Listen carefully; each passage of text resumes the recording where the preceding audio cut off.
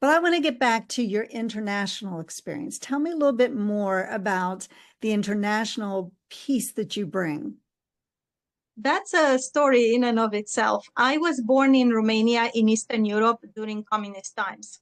And communism in my country was toppled in 1989. Up until that time, we lived kind of like under a glass bell. I felt like life was somewhat happening to us. We did not have access to foreign cultures other than we could probably smuggle from Yugoslavia, like disco music from the European, disco hits.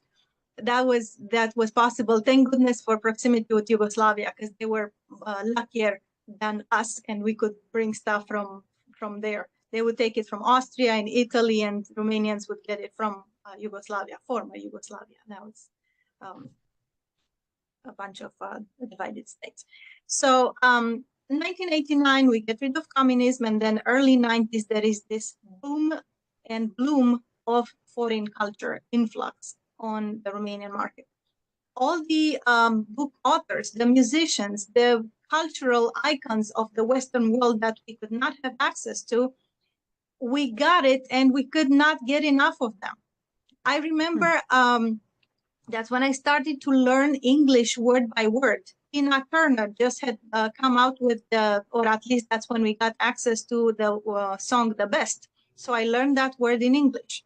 And then Michael Jackson came up with black and white, and I learned colors in English. But the very first word in English that I learned was actually street from Sesame Street. Okay. And then the second thing I learned was I love you from American movies. So I started building upon those skills. And since the educational system in Romania and pretty much large parts of Europe encourages studying more than one foreign language, actually two is usually the norm, I started absorbing that also. So in the fifth grade, shortly after the revolution, we actually had German as the first foreign language. And then in the sixth grade, we added French. And then in the ninth grade, I added English. I had not been studying English as a second language or third, as a matter of fact. I was studying German, but through a circumstance switch, I was able to transfer from German to English. Up until that time, my English was very basic, just whatever I could pick up from movies, from TV. And that's how a lot of Romanians learn English, by the way. So what you get in songs is a little bit, but what you get in movies, because in Romania, and I think they still do that, the movies are subtitled, they are not dubbed. So you hear the language, and this is how you learn it. And not just English, all the other languages that we can learn. So I started studying, I took private lessons for English. Then I added Italian. I was watching cartoons, animated series on the Italian television, like up to 4 hours a day. Sometimes when I go on something, I go full in, or, go big or go home. And then I added Spanish, because we had started importing soap operas from South America, telenovelas. And then just for a good measure, when I got to college and I had some college mates from Greece, I started taking Greek lessons. So just keep adding, it's okay. And then I came to the States. Fast forward many years later, I became part of Japan America Society of Iowa, then Japan America Society of Southern California.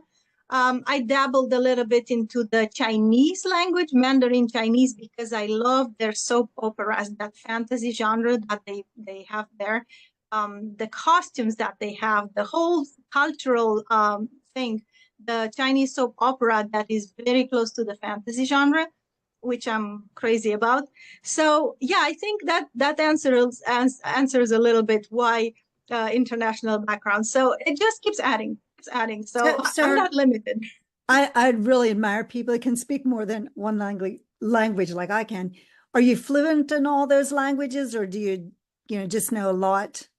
Well, I would say first year, second year, and third year. So in the first year, obviously, I have my native languages, which is Romanian, obviously English. I put also Spanish in there because I became certified in the States for Spanish. I was working at the bank at that time, and there was a 5% increase in salary if you are bilingual. And since I had enough solid background of Italian, I was able to add Spanish. So yeah, Romanian, English, Spanish, and I would also put Italian. Also, I haven't, although I haven't practiced that in a long time, if I brush it up, I'll get up to speed. Also French, I would put it on like maybe tier 2 because I haven't spoken in a while, but I can follow along. And the other languages like Greek, Portuguese, German, again, they go over tier 2 or tier 3. For example, I like also the sound of Arabic. I learned a few words in Arabic, Japanese, some Russian. So just keeps going. But as far as like conversational, I would go with 4 languages as of now, Yeah, which is okay. amazing. That's really amazing.